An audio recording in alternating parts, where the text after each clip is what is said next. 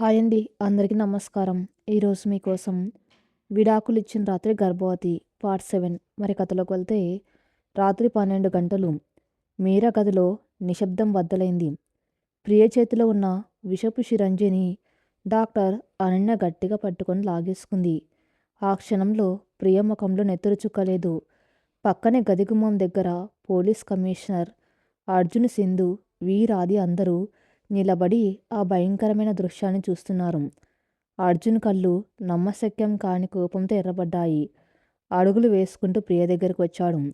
అర్జున్, నేను కాదా అర్జున్, ఈ డాక్టరే నన్ను ఇరికించింది అని ప్రియ తడబడుతూ అబద్ధం చెప్పబోయింది. ఫట్! అర్జున్ చెయ్యి గాల్లో లేచి ప్రియ చెంప మీద బలంగా పడింది. ఆ దెబ్బకు ప్రియ కింద పడిపోయింది. రాక్షసి! నా కళ్ళెదుటే నా కూతుర్ని చంపాలని వస్తావా? నువ్వు మనిషివా లేక దయ్యానివా? కిడ్నాపర్లు నా బిడ్డను తీసుకెళ్తారు అని నేను రక్తం కన్నీరుగా ఏడుస్తూ ఉంటే లోపల నువ్వు నాటకాలు ఆడుతున్నావా అని పిచ్చివాళ్ళ అరుస్తూ ప్రియ మీదకు వెళ్ళాడు అర్జున్. పోలీసులు అతన్ని ఆపారు. కమిషనర్ ముందుకొచ్చి, ప్రియగారు, డాక్టర్ అనన్య చెప్పింది అక్షరాల నిజం. మీరు కిడ్నాపర్ రంగాకు డబ్బులు పంపిన బ్యాంకు స్టేట్మెంట్స్, వాడితో మాట్లాడిన కాల్ రికార్డింగ్స్ అన్నీ మా దగ్గర ఉన్నాయి. రంగను మా టీమ్స్ అరెస్ట్ చేశాయి. వాడు మొత్తం నిజం కక్కేశాడు. 100 కోట్ల ఆస్తి కోసం కన్నతల్లివై ఉండి సొంత బిడ్డనే ఆస్తమా అటాక్తో చంపాలనుకున్నావు. You are under arrest for attempt to murder అని లేడీ కానిస్టేబుల్స్కు సైగ చేశాడు. లేడీ కానిస్టేబుల్స్ ప్రియ చేతులకు బేడీలు వేశారు. తన ఆట ముగిసిపోయిందని ప్రియకు అర్థమైంది. ఆమె ముఖంలో ఇప్పుడు ఎలాంటి భయం లేదు. అసలైన క్రూరత్వం బయటపడింది. అవును, నేను చంపాలనుకున్నాను. ఆ దరిద్రపు పిల్ల వల్ల ఇంట్లో నా స్వేచ్ఛ పోయింది. ఆ ఆస్తి మొత్తం నాదే. ఈ డాక్టర్ దయ్యం రాకపోయి ఉంటే ఈ పాటికి ఆ మీరాపీడ వదిలిపోయేది. నన్ను జైలుకి పంపుతారా? పంపండి. కానీ నేను మళ్ళీ వస్తాను. మీ అందరి అంతు చూస్తాను అని శాపనార్థాలు పెడుతూ అరుస్తుంది. పోలీసులు ఆమెను లాక్కొని బయటికి వెళ్ళిపోయారు. అర్జున్ కుప్పగొలిపాడు. తాను ఈ అందం చూసి, ఈ ఆకర్షణ చూసి ప్రాణంగా ప్రేమించిన అనన్యను వదిలేశాడు. ఆ ఆకర్షణ వెనక ఉన్న అసలు రూపం చూసి అతను తన మీద తనకే అసహ్యం వేసింది. అక్కడ జరుగుతున్న ఘోరమైన అరుపులకు మీరా భయంతో వణికిపోతూ మూలన కూర్చుంది.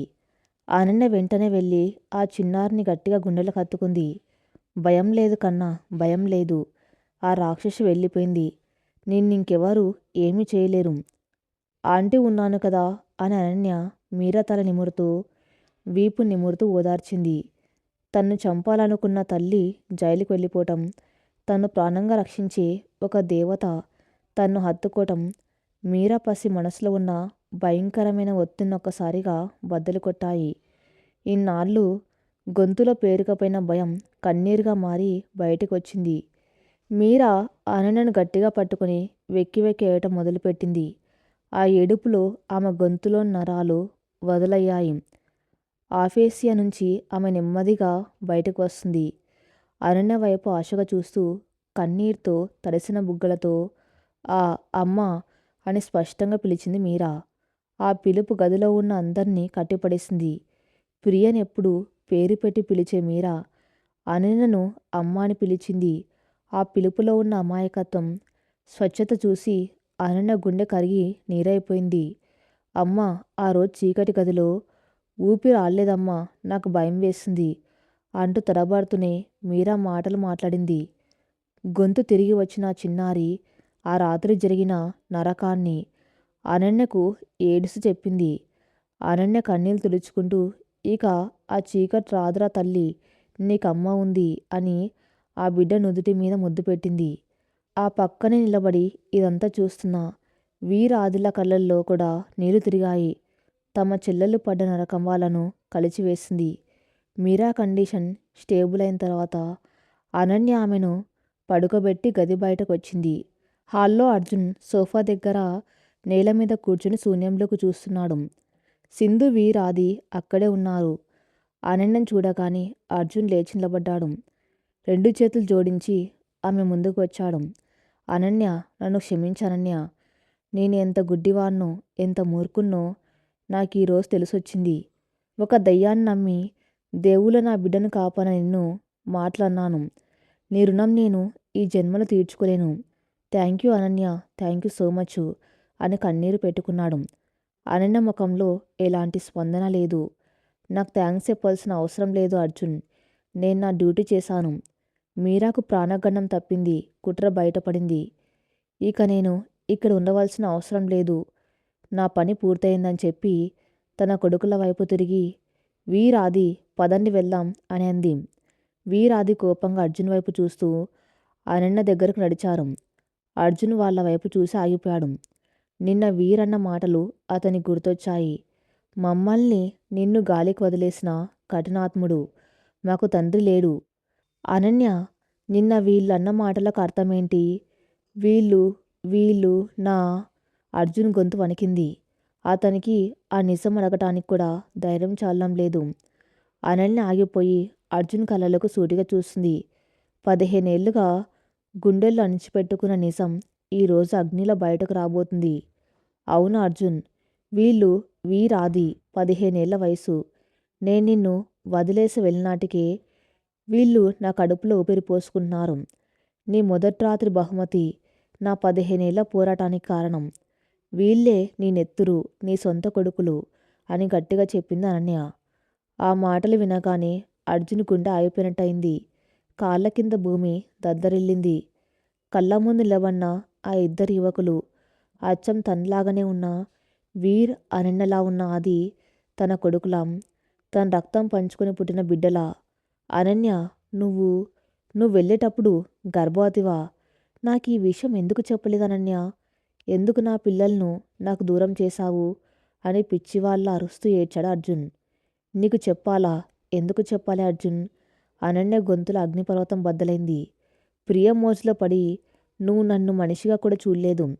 నీకు స్వేచ్ఛ కావాలని, నిన్ను వదిలించుకోవాలని నువ్వు పడ్డ తపన చూసి నేను విసుగులో రాయించిన విడాకుల పత్రాలు తీసుకున్నావు. అలాంటి నీకు నీ బిడ్డని ఇస్తానని చెబితే ఏం చేసేవాడివి? నా మీద జాలితో నాతో ఉండేవాడివి. నాకు నీ జాలి అవసరం లేదు అర్జున్. ఒక తల్లిగా నా పిల్లలకు తండ్రి పేరు లేకపోయినా పర్వాలేదు, కానీ ప్రేమ లేని తండ్రి నీడలో వాళ్ళు బతకడం నాకు ఇష్టం లేదు. అందుకే ఒంటరిగా అగ్ని పరీక్ష ఎదుర్కొన్నాను. 3 పిల్లలను కన్నాను. అందులో నా ఆడపాప వెన్నెల పురిట్లోనే పోయింది. ఈ 2 కొడుకులను నా రక్తం ధారపోసి పెంచాను. వీళ్ళ మీద నీకు ఎలాంటి హక్కు లేదు అని తెగేసి చెప్పింది. ఆ నిజం వింటుంటే అర్జున్ గుండె 1000 ముక్కలైంది. తన వల్ల అనన్య 3 పిల్లలను కన్నదని, అందులో కూతురు చనిపోయిందని తెలిసి అతను కుప్పగొలిపాడు. తాను వదులుకున్నది కేవలం ఒక భార్యను కాదు, ఒక అద్భుతమైన కుటుంబాన్ని, 3 పిల్లల తండ్రి అదృష్టాన్ని అనే అర్థమై అతని మనసు హాహాకారాలు చేసింది. అంటే మీరా ఈ వీరాదులకు సొంత చెల్లెలు, తన నెత్తురు పంచుకొని పుట్టిన ఒకే కుటుంబం. అర్జున్ 2 చేతులతో ముఖం కప్పుకొని వెక్కి వెక్కి ఏడ్చాడు. 15 ఏళ్ల అతని అహంకారం, డబ్బు ఇచ్చిన పొగరు, తానొక వైస్ ప్రెసిడెంట్ అన్న గర్వం అన్నీ ఆ క్షణంలో బూడిదలా రాలిపోయాయి.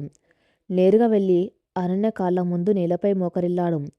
నన్ను క్షమించు అనన్య, నన్ను క్షమించు.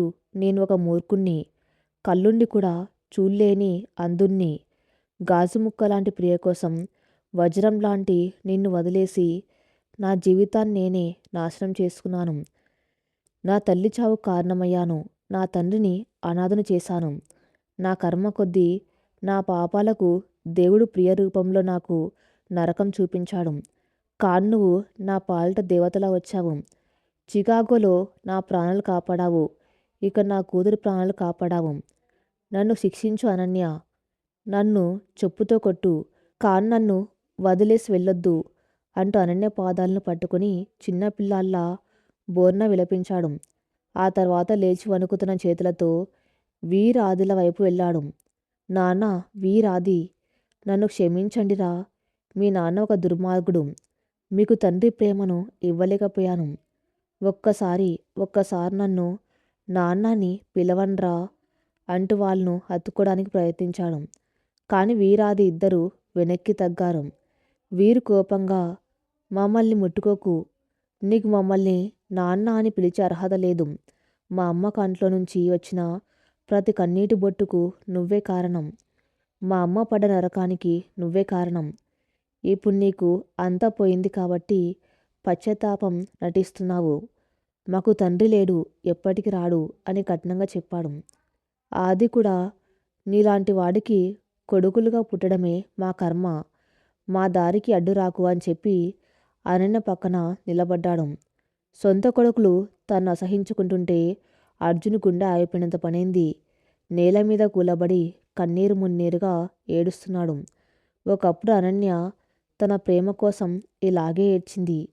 కాలం ఆ 15 ఏళ్ల క్రితం నాటి దృశ్యాన్నిప్పుడు తిరగరాసింది. ఆనాడు ఏడ్చింది అనన్య. అహంకారంతో వెళ్ళిపోయింది అర్జున్. ఈనాడు ఏడుస్తున్నది అర్జున్. ఆత్మగౌరవంతో నిలబడింది అనన్య. అనన్య మోకరిల్లి ఉన్న అర్జున్ వైపు చూసింది. ఆమె కళ్ళలో ఇప్పుడు కోపం లేదు, జాలి లేదు, కేవలం ఒక శూన్యం. తన 15 ఏళ్ల నిరీక్షణకు, పోరాటానికి ఈరోజు ఒక ముగింపు దొరికింది. ప్రియ రాక్షసత్వం అంతమైంది. అర్జున్ అహంకారం పటాపంచలైంది. తన పిల్లలకు వాళ్ళ మూలాలు తెలిసాయి. సరిగ్గా అప్పుడే గదిలోంచి ఒక చిన్న అడుగుల చప్పుడు. మీరా నెమ్మదిగా నడుచుకుంటూ బయటకు వచ్చింది. తన తండ్రి ఏడవడం చూసి కంగారు పడింది. పరిగెత్తుకుంటూ వచ్చి అనన్య చీర కొంగు పట్టుకుంది. అమ్మా, వెళ్ళిపోకమ్మా, నన్ను కూడా నీతో తీసుకెళ్ళమ్మా అని మీరా కన్నీళ్లతో అనన్యను బతిమలాడింది. అనన్య గుండె ఒకసారిగా ఆగిపోయింది. ఒకవైపు తన కొడుకులు వీరాది, వాళ్లకు అర్జున్ అంటే పీకల దాకా ద్వేషం. వాళ్ళ ఇంట్లో ఒక క్షణం కూడా ఉండడానికి ఇష్టపడడం లేదు. మరోవైపు మీరా, తన రక్తం కాకపోయినా తన ప్రాణాన్ని పోసుకుని తననే తల్లిగా నమ్ముకున్న పసిబిడ్డ. ఇంకోవైపు తన తప్పు తెలుసుకుని ప్రాయశ్చిత్తం కోసం పరితపిస్తున్న అర్జున్. అర్జున్ పైకి లేచి అనన్యను ప్రాధేయపడ్డాడు. అనన్య, ప్లీజ్, నా కొడుకులు నన్ను ద్వేషిస్తున్నారు. నాకు ఆ శిక్ష సరిపోతుంది. నేను వాళ్ళ ప్రేమను గెలుచుకుంటాను. కానీ నా మీరాను అనాథన చేయొద్దనన్య. దానికి కన్నతల్లి లేదు, ఇక రాలేదు. నువ్వే దానికి తల్లివి. ప్లీజ్ అనన్య, ఒకే ఒక అవకాశం ఇవ్వు. భార్యగా నీకు నేను చేసిన అన్యాయాన్ని జీవితాంతం నీ బానిసగా ఉండి తీర్చుకుంటాను. నా కొడుకులకు, నా మీరాకు ఒక తండ్రిగా ఉంటాను. మన కుటుంబాన్ని ముక్కలు చేయొద్దు అనన్య అని దండం పెట్టాడు. గదిలో భయంకరమైన నిశ్శబ్దం. సింధు అనన్య వైపు ఉత్కంఠంగా చూస్తుంది. వీరాదిలు తమ తల్లి ఏ నిర్ణయం తీసుకుంటుందనని టెన్షన్ పడుతున్నారు. మీరా అనన్య చేతిని గట్టిగా పట్టుకుని ఏడుస్తుంది. అనన్య ఒక సుదీర్ఘమైన శ్వాస తీసుకుంది. అర్జున్, మనిషి తప్పు చేయడం సహజం, పశ్చాత్తాపపడం గొప్పతనం. నువ్వు మారతావని నేను నమ్ముతున్నాను. నేనెప్పుడో క్షమించేశాను. కానీ పగిలిన అద్దాన్ని అతకబెట్టగలం, కానీ అందులో కనిపించే ప్రతిబింబం ఎప్పటికీ పగుళ్ళుగానే ఉంటుంది. 15 ఏళ్ల నా గాయాలు అంత సులభంగా మానవు. నిన్ను క్షమించాను గాని మళ్ళీ భార్యగా నీ జీవితంలోకి రాలేను అని స్పష్టంగా చెప్పింది. అర్జున్ తలదించుకుని ఏడ్చాడు. అనన్య మీరా వైపు తిరిగింది. పాప కన్నీళ్లు తుడిచింది. వీరాది, ఈ మీరా వాడి కూతురు మాత్రమే కాదు, మీ చెల్లెలు, నా వెన్నెల. ఈ బిడ్డ బాధ్యత నాది అని మీరాని ఎత్తుకుంది. కానీ వాడు ఆది ఏదో చెప్పబోయాడు. మనం ఇక్కడి నుంచి వెళ్తున్నాం ఆది, మీరాతో సహా అని చెప్పి అనన్య ముందుకు నడిచింది. అర్జున్ ఏడుస్తూనే, అనన్య, నా బిడ్డను నాకు దూరం చేయొద్దు అని అరిచాడు. అనన్య గుమ్మం దగ్గర ఆగి వెనక్కి తిరగకుండానే, మీరాకిప్పుడు తల్లి కావాలి అర్జున్. నువ్వు నిజంగా తండ్రివైతే నీ కొడుకుల, నీ కూతురు నమ్మకాన్ని గెలుచుకోవడానికి ప్రయత్నించు. ఆ అర్హత సంపాదించిన రోజే వాళ్ళే నీ దగ్గరకు వస్తారు. అంతవరకు ఈ మౌనరాగంలో నిశ్శబ్దం నీ వంతే అని చెప్పి ముగ్గురు పిల్లలతో ఆ ఇంటి గడప దాటి బయటికి వెళ్ళిపోయింది. చీకట్లో ఆ కారు దూరంగా వెళ్ళిపోతూ ఉండగా అర్జున్ ఒంటరిగా ఆ గడప దగ్గర కూలబడి ఏడుస్తూ ఉండిపోయాడు. సోఫా దగ్గర నేల మీద కూలబడిన అర్జున్ రాత్రంతా అలాగే ఉండిపోయాడు. అతని కళ్ళు ఎర్రబడి వాచిపోయి ఉన్నాయి. గదిలో లైట్లు అలాగే వెలుగుతున్నాయి. కానీ అతని జీవితంలో మాత్రం చిమ్మ చీకటి అలుముకుంది. గతం తాలూకు జ్ఞాపకాలు ఒక సునామీలా అతని మెదడును ముంచెత్తున్నాయి. 15 ఏళ్ల క్రితం అనన్య తనకిచ్చిన ఆఖరి లేఖ అతనికి గుర్తొచ్చింది. నా ప్రేమతో నిన్ను బంధించాలనుకున్నాను కానీ నీ సంతోషాన్ని దూరం చేయాలనుకోలేదు. స్వేచ్ఛగా నీ జీవితాన్ని వెతుక్కో అని రాసిపెట్టి వెళ్ళిపోయింది. ఆమె తన ప్రాణాన్ని వదిలేసి వెళ్ళింది. కాని తనేం చేశాడు? ఆమె త్యాగాన్ని అలసుగా తీసుకుని ప్రియా అనే ఒక రాక్షసిని మెల్ల వేసుకున్నాడు. ఆ రాక్షసి తన తల్లిని కోమలకు పంపి చంపేసింది. తండ్రిని అనాథను చేసింది. చివరికి తన రక్తం పంచుకొని పుట్టిన 7 ఏళ్ల మీరాను కూడా గొంతు నలిమి చంపాలనుకుంది.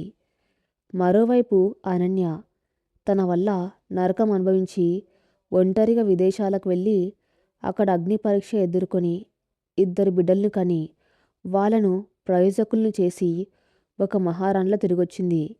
తన కూతురు ప్రాణాలు కాపాడింది. నేను ఎంత మూర్ఖుణ్ణి, కళ్ళుండి కూడా చూడలేని అంధుణ్ణి.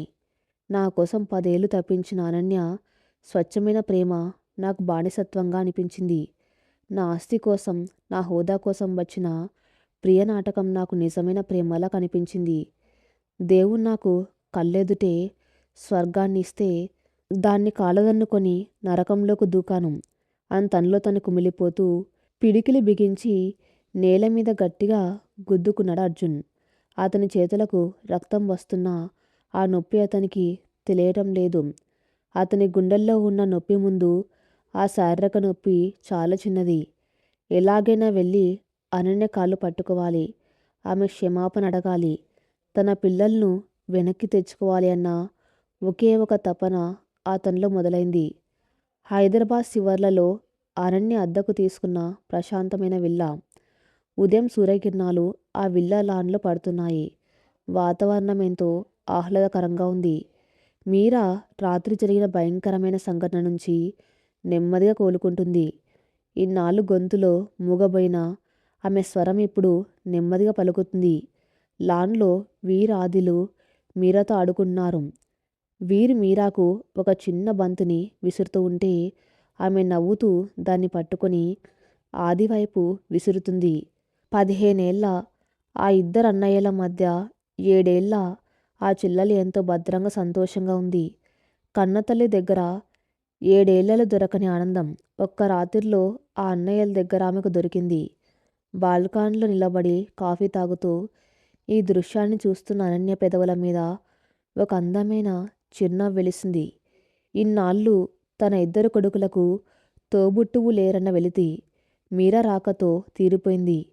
నా వెన్నెల తిరిగి వచ్చింది. నా 3 పిల్లలు ఒకటయ్యారు. ఇక నా జీవితంలో ఎలాంటి కల్లోలాలకు తావులేదు. నా ప్రపంచం వీళ్ళే అని మనసులో అనుకుంది. సింధు అక్కడికి వచ్చి అనన్య భుజం మీద చేయి వేసింది. అనన్య మీరా చాలా హ్యాపీగా ఉంది. కానీ చట్టపరంగా మీరా అర్జున్ కూతురు కదా, అతను ఊరుకుంటాడా? మీరాని తీసుకెళ్ళడానికి వస్తే ఏం చేస్తావు అని ఆందోళనగా అడిగింది. అనన్య ముఖంలో చిరునవ్వు మాయమై ఒక స్థిరత్వం వచ్చింది. వాడు ఏ హక్కుతో వస్తాడు సింధు? ఒక తండ్రిగా తన బిడ్డను కంటికి రెప్పలా కాపాడుకోలేకపోయాడు.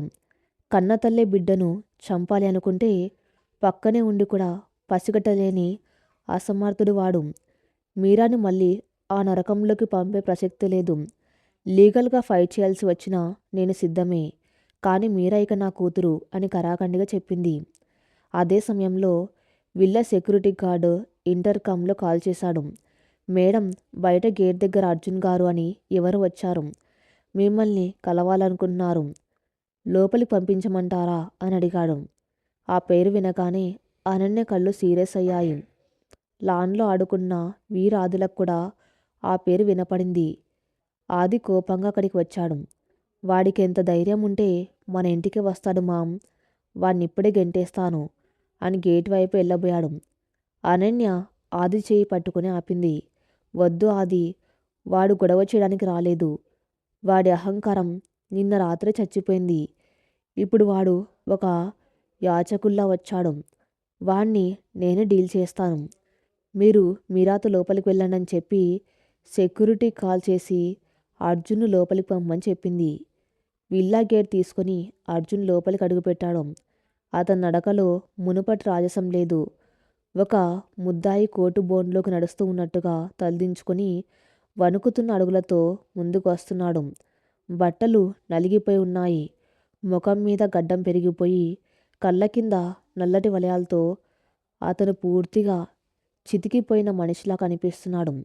ఒకప్పుడు చికాగో ఆసుపత్రిలో నాకు డబ్బు హోదా అన్నీ ఉన్నాయి, నీ జాలి అవసరం లేదు అని విర్రవీగిన ఆ గర్విష్టి ఇప్పుడు అనన్య ఇంటి గుమ్మం ముందు నిస్సహాయంగా నిలబడ్డాడు.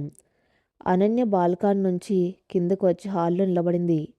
చేతులు కట్టుకుని ఒక అపరిచితుని చూస్తున్నట్టుగా అత్యంత నిబ్బరంగా అతన్ని చూస్తుంది. ఆమె కళ్ళల్లో కోపం లేదు, ద్వేషం లేదు, కనీసం జాలి కూడా లేదు. అది కేవలం ఒక శూన్యమైన చల్లటి చూపు. అర్జున్ ఆమె ముందుకు రాగానే అప్రయత్నంగా అతని 2 చేతులు జోడించబడ్డాయి. అతని కళ్ళల్లోంచి నీళ్లు ఉబికి వస్తున్నాయి. అనన్య అని గొంతు చించుకొని పిలిచాడు. ఆ పిలుపుల వేలాది క్షమాపణలు దాగి ఉన్నాయి. ఏంటి అర్జున్, ఎందుకొచ్చావు ఇక్కడికి? నిన్న రాత్రి అంతా ముగిసిపోయింది కదా, మీరాని తీసుకెళ్ళడానికి వచ్చావా? లీగల్ నోటీస్ పంపితే నేను నా లాయర్తో మాట్లాడతాను, దానికి నువ్వు ఇక్కడ దాకా అవసరం లేదు అని సూటిగా ఎలాంటి భావోద్వేగం లేకుండా మాట్లాడింది అనన్య. అర్జున్ గబాగబా తల అడ్డంగా ఊపాడు. లేదు అనన్య, లేదు, నేను మీరాని తీసుకెళ్ళడానికి రాలేదు. ఆమెకు నాకంటే నీ దగ్గరే ప్రాణరక్షణ ఉంది. నీకంటే గొప్ప తల్లి దానికి ఇంకెవరు దొరకరు. నేను వచ్చింది నీ కాళ్ళు పట్టుకోవడానికి, నీ క్షమాపణ అడుక్కోవడానికి అంటొక్కసారిగా కింద కూలబడి అనన్య పాదాలను తాగ్గబోయాడు.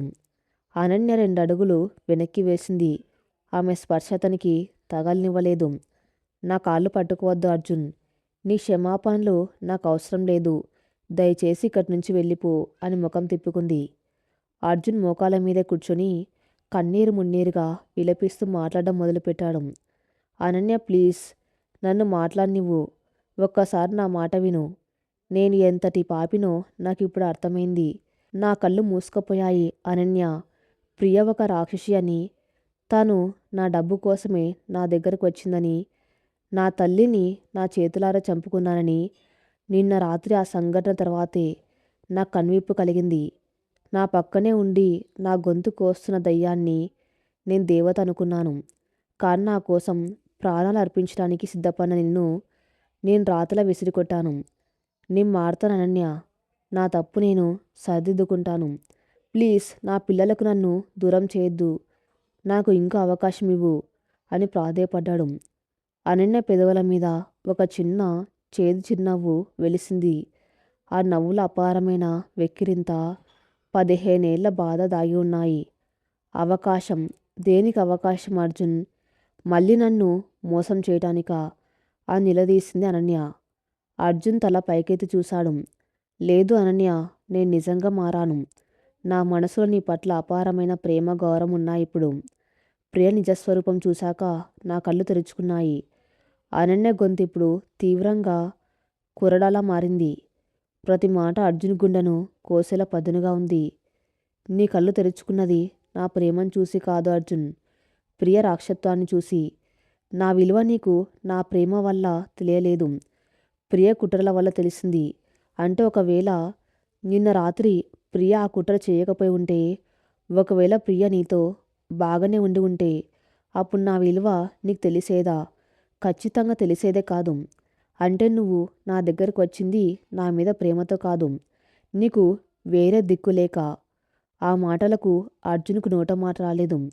అనన్య లాజిక్ ముందు అతని పశ్చాత్తాపం వెలవెలబోయింది. 7 ఏళ్ళు నా ప్రేమను నిర్లక్ష్యం చేశావు. నా కళ్ళల్లో నీ కోసం నేను కన్న కలలు నీకు బానిసత్వంగా కనిపించాయి. ఆ తర్వాత పెద్దలు కుదిర్చిన పెళ్లి చేసుకొని 3 ఏళ్ల పాటు నన్ను ఒక వస్తువు కంటే హీనంగా చూశావు. ఒకే గదిలో నా పక్కన పడుకొని నిద్రలో ఇంకొకరి పేరు కలవరించి నా గుండెను ముక్కలు చేశావు. నేను నీకు విడాకులు ఇచ్చి వెళ్ళిపోయినప్పుడు కనీసం ఒక్కసారి నన్ను ఆపే ప్రయత్నం చేయలేదు. ఇదంతా 15 ఏళ్ల క్రితం గతం. అనన్య కొద్దిగా ముందుకు వంగి అర్జున్ కళ్ళల్లోకి సూటిగా చూసి చెప్పింది. కనీసం మొన్న చికాగోలో నీ ప్రాణాలు కాపాడిన డాక్టర్గా నేను నీ కళ్ళ ముందు నిలబడినప్పుడు నువ్వేమన్నావు? నాకు నా ప్రియ ఉంది, అన్నీ ఉన్నాయి. నీ జాలి నాకు అవసరం లేదు. ఎంత బిల్లో చెప్పు, నీ ముఖాన కొడతాను అని అన్నావు. మరి ఇప్పుడు ఏమైంది నీ పశ్చాత్తాపం? ఏమైంది నీ ప్రేమ? అర్జున్కు ఉరిశిక్ష పడిన ఖైదీలా తలదించుకోవటం తప్ప మరేం చేయలేకపోయాడు. 7 ఏళ్ల ప్రేమను నిర్లక్ష్యం చేసిన వాడివి. 15 ఏళ్ళు నా ఉనికి మర్చిపోయిన వాడివి. ఒకే ఒక రాత్రిలో ప్రియ బండారం బయటపడగానే మారిపోయావా అర్జున్? ఒక్క రాత్రిలో నీకు నా మీద ప్రేమ పుట్టుకొచ్చిందా? మనుషులు అంత త్వరగా మారరు అర్జున్. కేవలం వాళ్ళ అవసరాలు మాత్రమే మారతాయి. నిన్నటి వరకు నీకు ప్రియ అవసరం. ఈరోజు నువ్వు ఒంటరివయ్యావు కాబట్టి నేను అవసరం. సారీ అర్జున్. నీ క్షమాపణను నేను నమ్మలేకపోతున్నాను. నీ నాటకాలను నమ్మి ఆ పాత అమాయకురాలేనా? అనన్య ఎప్పుడో చచ్చిపోయింది. ఇప్పుడు నీ ముందు ఉన్నది కేవలం వీరాది మీరాలకు తల్లి అయిన డాక్టర్ అనన్య మాత్రమే అని కరాఖండిగా చెప్పేసి అతని వైపు నుంచి ముఖం తిప్పుకొని వెనుదిరిగింది. అనన్య ప్లీజ్ అని అర్జున్ చేయి చాపాడు. నీ దారి నువ్వు చూసుకో అర్జున్. మా జీవితాల్లోకి మళ్ళీ రావాలని ప్రయత్నించకు అని చెప్పి మెట్లెక్కి పైకి వెళ్ళిపోయింది అనన్య. హాల్లో ఒంటరిగా మోకాళ్ళ మీద కూర్చుని ఉన్న అర్జున్ అనన్య వెళ్ళిపోయిన మెట్ల వైపు చూస్తూ ఉండిపోయాడు. అతనికి ఇప్పుడు ఒక విషయం చాలా స్పష్టంగా అర్థమైంది. అనన్య కోపంలో ఎలాంటి పొరపాట్లేదు. ఆమె అడిగిన ప్రతి ప్రశ్న 100% నిజం. తాను నిజంగానే ఒకే రాత్రిలో మారిపోయానని ఆమెను నమ్మించాలనుకోవటం తన మూర్ఖత్వం. నమ్మకం అనేది ఒక గాజు బొమ్మ లాంటిది. దాన్ని కింద పడేసి ముక్కలు చేసిన తాను ఒక్కసారితో ఆ ముక్కలన్నీ అతుక్కుంటాయని ఎలా ఆశించాడు? 15 ఏళ్ల పాటు ఒక మంచుకొండ లాంటి తన్ను కరించడానికి అనన్య తన జీవితాన్ని ధారపోసింది. మరి అలాంటప్పుడు ఆమె గుండెల్లో ఏర్పడిన ఈ 15 ఏళ్ల గాయాన్ని రాతిలా మారిన ఆమె మనసును ఒక్క క్షమాపణతో ఎలా కరిగించగలడు? అర్జున్ నెమ్మదిగా నేల నుంచి పైకి లేచాడు. అతని కళ్ళల్లో నీళ్లు ఆగిపోయాయి. వాటి స్థానంలో ఒక దృఢమైన సంకల్పం, నిజమైన పశ్చాత్తాపం మొదలయ్యాయి. నువ్వన్నది నిజమే అనన్య. నేనొక రాత్రిలో మారిన మనిషిని కాదు. నా పాపాలొక్కసారితో తుడిచిపెట్టుకుపోయేవి కావు. నువ్వు నా క్షమాపణను నమ్మలేకపోవటం న్యాయమే. ఒకప్పుడు నా ప్రేమను గెలుచుకోవడానికి నువ్వు 7 ఏళ్ళు మౌనంగా పోరాడావు.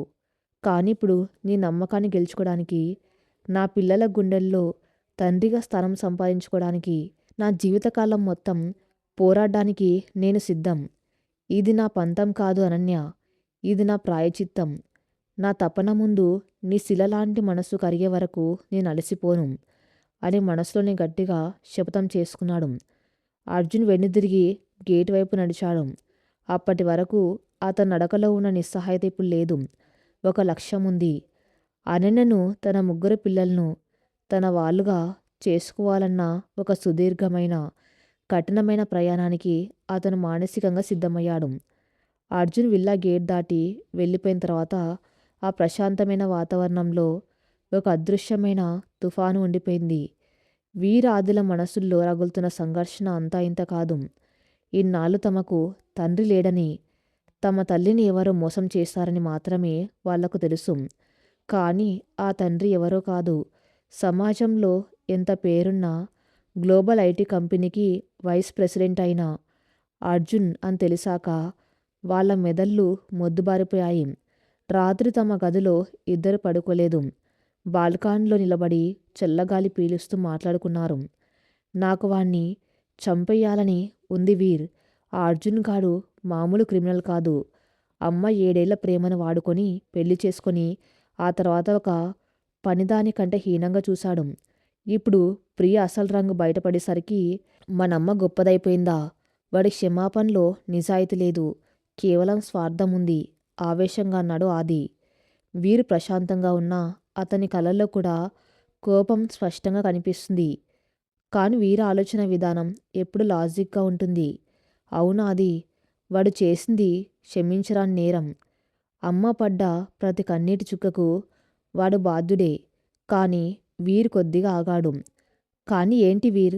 మనకు 15 ఏళ్ళు. ఇన్నాళ్ళు మనకు నాన్న అంటే ఎవరో తెలియదు. ఈరోజు వాడు మన కళ్ళ ముందు నిలబడి ఏడుస్తూ ప్రాధేయపడుతూ ఉంటే ఎందుకో నా మనసులో ఒక వింతైన ఫీలింగ్ కలిగిందిరా. ఇంటర్నెట్‌లో వాడి గురించి చదివాను. వాడు చాలా ఇంటెలిజెంట్, సెల్ఫ్ మేడ్ మ్యాన్ అట. వాడి పోలికలు మనకు వచ్చాయి. కోపమున్నా అసలు మనల్ని ఎందుకు వద్దనుకున్నాడు? ఆ ప్రియలో ఏముందని అమ్మను కాదనుకున్నాడు? వాడు నిజంగానే మారాడా అన్న క్యూరియాసిటీ నాలో ఎక్కడ మొదలైందిరా. ఇది తప్పు అని తెలుసు, కానీ ఆ కుతూహలాన్ని నేను చంపుకోలేకపోతున్నాను. అని తన మనసులోని మాట బయట పెట్టాడు వీర్. ఆది కూడా ఒక క్షణం మౌనంగా ఉండిపోయాడు. నిజానికి ఆదికి కూడా తండ్రి మీద తీవ్రమైన కోపంతో పాటే ఆ తండ్రి తన కోసం ఏడుస్తూ ఉంటే చూడాలి అన్న ఒక విచిత్రమైన ఆరాటం లోపల ఎక్కడో దాగి ఉంది. మనం అమ్మను మోసం చేయకూడదు వీర్. వాడికి మనం దూరంగా ఉండడమే కరెక్ట్ అని నిశ్చయించుకున్నారు ఇద్దరు అన్నదమ్ముళ్ళు. కోపం, కుతూహలం ఈ రెండు పడవల మీద వాళ్ళ ప్రయాణం మొదలైంది. మరుసటి రోజు ఉదయం వీరాది తమ గదిలో ఉండగా తలుపు మెల్లగా నెట్టుకుంటూ మీరా లోపలికి వచ్చింది. ఆమె చేతిలో 2 కప్పుల కాఫీ ఉంది. ఆమెను చూడగానే వీరాది ఇద్దరి ముఖాల్లో కోపం మాయమైపోయి ఒక అందమైన చిరునవ్వు వెలిసింది. అర్జున్ మీద ఎంత ద్వేషమున్నా మీరంటే వాళ్లకు ప్రాణం. ఆ చిన్నారి గతం, ఆమె పడ్డ నరకం వాళ్ళను కరిగించాయి. గుడ్ మార్నింగ్ అన్నయ్య అనేంతో ముద్దుగా పిలిచింది మీరా. ఆ మాట వినగానే వీరాదిల గుండెలు ఉప్పొంగిపోయాయి. ఇన్నాళ్ళు వారిద్దరూ స్నేహితుల్లా పెరిగారు. కాని ఒక చెల్లెలు ఉండి వాళ్ళను అన్నయ్య అని పిలిస్తే ఆనందం ఎలా ఉంటుందో వాళ్లకు మొదటిసారి తెలిసింది. ఆది పరుగున వెళ్ళి మీరా చేతిలో ఉన్న కాఫీ కప్పులు తీసుకొని టేబుల్ మీద పెట్టి ఆమెని ఎత్తుకొని గిరున తిప్పాడు. గుడ్ మార్నింగ్ నా చిట్టి తల్లి, ఏంటి మా కోసం నువ్వే కాఫీ తీసుకొచ్చావా అని మురిసిపోయాడు. మీరా నవ్వుతూ, అవును అన్నయ్య, నాకిన్నాళ్ళు ఇంట్లో చాలా భయంగా ఉండేది. నాతో ఆడుకోవడానికి ఎవరు లేరు. అమ్మ ఎప్పుడూ కొట్టేది, కానీ ఇప్పుడు నాకు అమ్మ దొరికింది. నన్ను కాపాడుకోవడానికి 2 అన్నయ్యలు దొరికారు. I am the luckiest girl అంటూ వీర్ ఆదిల మెడను 2 చేతులతో పట్టుకుని ముద్దు పెట్టింది. వీరి కళ్ళల్లో నీళ్లు తిరిగాయి. మీరాకు వాళ్ళ అసలు బంధం ఇంకా పూర్తిగా అర్థం కాకపోయినా రక్తబంధం వాళ్ళను ఒక్కటి చేసింది. నిన్నిక ఎవరు ఏం చేయలేరు మీరా. నీకు నేనున్నాను, ఆది ఉన్నాడు. నువ్వెప్పటికీ ఇలాగే నవ్వుతూ ఉండాలి అని వీరామె తలనిమిరాడు. ఆది వీర్లకు ఒక విషయం స్పష్టమైంది. అర్జున్ వాళ్లకు శత్రువు కావచ్చు, కానీ మీరా వాళ్ళ సొంత చెల్లెలు. ఈ బంధాన్ని ఏ శక్తి విడదీయలేదని వాళ్ళు నిర్ణయించుకున్నారు. అదే రోజు మధ్యాహ్నం విల్లా ముందో కారు వచ్చాగింది. అందులోంచి 2 వృద్ధులు కిందకు దిగారు. వాళ్లే అనన్య తల్లిదండ్రులు రామకృష్ణ, జానకి. 15 ఏళ్ల క్రితం అనన్య రాత్రికి రాత్రే ఇల్లు వదిలి వెళ్ళిపోయినప్పుడు వాళ్ళు ఎంతగానో కుమిలిపోయారు. విడాకుల పత్రాలు చూసి గుండె పగిలింది. ఆ తర్వాత అనన్య అమెరికాలో ఉండిపోయి అప్పుడప్పుడు ఫోన్ చేసి మాట్లాడే తప్ప వాళ్ళ ముందుకు రాలేదు. ఇప్పుడు ఇండియాకు వచ్చిందని సింధు ద్వారా తెలుసుకొని వాళ్ళు హుటాహుటిన వచ్చేశారు. అనన్య వాళ్ళని చూడగానే పరుగున వెళ్ళి తల్లిదండ్రుల కాళ్ళ మీద పడి వెక్కి వెక్కి ఏడ్చింది. 15 ఏళ్ల పాటు ఒక ఉక్కు మహిళలా బతికిన అనన్య కన్నతల్లిని చూడగానే పసిపాపలా మారిపోయింది. నన్ను క్షమించు నాన్న, నా బాధను మీరు తట్టుకోలేరని నేను మీకు దూరంగా వెళ్ళిపోయాను. మీ పరువు తీశానని భయపడ్డాను అంటూ తండ్రి రామకృష్ణని హత్తుకుంది. రామకృష్ణ కన్నీళ్లు తుడుచుకుంటూ, పిచ్చి తల్లి, నువ్వు మా పరువు తీయలేదు. నీ ప్రాణాన్ని, నీ ఆత్మగౌరవాన్ని కాపాడుకున్నావు. నువ్వింత గొప్ప డాక్టర్ అయ్యావని తెలిసి మేమెంత గర్వపడుతున్నామో తెలుసా అని ఆమెను ఓదార్చాడు. లోపల నుంచి వీరాదిలు వచ్చారు. వాళ్ళని చూడగానే జానకి, రామకృష్ణల ఆనందానికి అవధుల్లేవు. మనవాళ్లను దగ్గరికి తీసుకొని వాళ్ళ ముఖాలను తడుముతూ, మా అనన్య కడుపున పుట్టిన సింహాల్లా ఉన్నారా మీరు అని మురిసిపోయారు. మీరాను కూడా అనన్య తన కూతురులాగానే పరిచయం చేసింది. ఆ వృద్ధులకు మీరా కూడా మనవరాలిగా మారిపోయింది. ఆ ఇల్లు ఎన్నాళ్ళ నుంచో ఎదురు చూస్తున్న ఒక సంపూర్ణ కుటుంబ వాతావరణంతో నిండిపోయింది. కుటుంబమంతా హాల్లో కూర్చొని కబుర్లు చెప్పుకుంటున్నారు. అప్పుడే రామకృష్ణ సింధు వైపు తిరిగి, అమ్మ సింధు, మన అనన్య ఇండియాకు రావడానికి ఏదో మెడికల్ కేస్ కారణమని చెప్పావు. పాప కిడ్నాప్ అని అన్నావు. ఈ పాప ఎవరు? అసలేం జరిగింది? అని అడిగాడు. సింధు కొద్దిగా తడబడుతూ అనన్య వైపు చూసింది. అనన్య తలదించుకుంది. దాచడం వల్ల ప్రయోజనం లేదని వీరు ముందుకొచ్చాడు. తాతయ్య, ఈ మీర ఎవరో కాదు, అర్జున్ కూతురు. మమ్మల్ని అనాథల్ని చేసిన ఆ అర్జున్ కూతురే మీరా. అమ్మ ట్రీట్మెంట్ చేసింది వాడి కోసమే అని సూటిగా చెప్పేశాడు. ఆ పేరు వినగానే రామకృష్ణ ముఖంలో నెత్తురు చుక్కలేదు. 15 ఏళ్లుగా అతను గుండెల్లో అణిచిపెట్టుకున్న ద్వేషం ఒక్కసారిగా కట్టలు తెంచుకుంది. అర్జున్, ఆ కిరాతకుడి కూతురా ఈ పాప? అంటే నువ్వు మళ్ళీ వాడి మొహం చూసావా అనన్య? నిన్ను పెళ్లిపీటల మీద ఏడిపించి ఇంట్లో బానిసలా చూసి వేరే ఆడదాని కోసం నిన్ను వదిలేసిన వాడికి నువ్వు సహాయం చేశావా అని గట్టిగా అరిచారు రామకృష్ణ. నాన్న, పాపకు ఆస్తమా అటాక్. అది డాక్టర్గా నా డ్యూటీ. అనన్య సర్ది చెప్పబోయింది.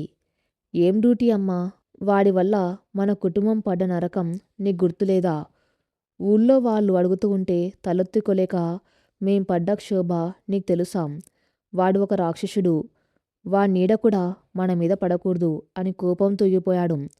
సరిగ్గా అప్పుడే ఆది కలగజేసుకుని, తాతయ్య, వాడు నిన్న కూడా ఇక్కడికి వచ్చాడు.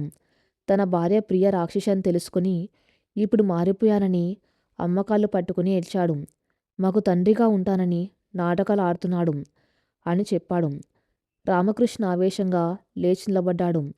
ఏంటి, వాడికంత ధైర్యం వచ్చిందా? 15 ఏళ్ళు నా కూతురు ఒంటరిగా నరకం అనుభవిస్తే ఏనాడైనా వెనక్కి తిరిగి చూశాడా?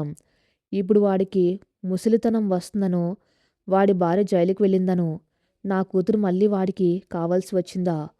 వాడు గనక మళ్ళీ ఈ ఇంటి గడప తొక్కితే వాడి కాళ్ళు విరగ్గొడతాను.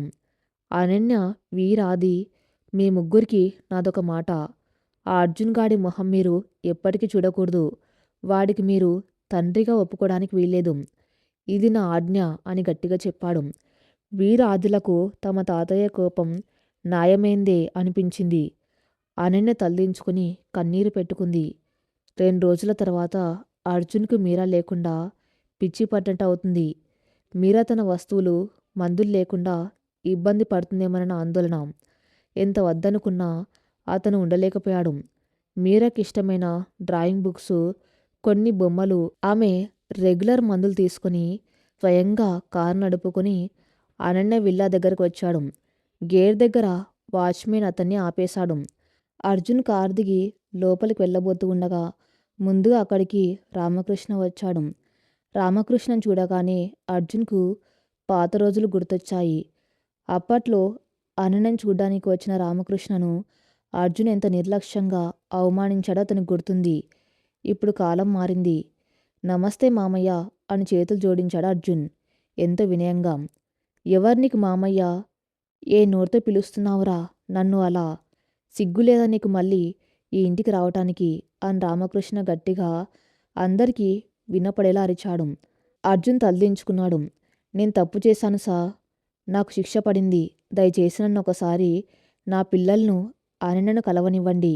ఈ బొమ్మలు మీరా కోసమే తెచ్చాను. రామకృష్ణ అర్జున్ చేతిలో ఉన్న ఆ బ్యాగ్ను తీసుకుని నిర్దాక్షిణంగా రోడ్డు మీద బురదలో విసిరేశాడు. నీ వస్తువులు, నీ ప్రేమ మాకేం అవసరం లేదురా. 15 ఏళ్ల క్రితం నా కూతుర్ని కట్టుబట్టలతో ఇంటి నుంచి గెంటేశావు, గుర్తులేదా? ఇప్పుడు నా కూతురు ఒక మహారాణి.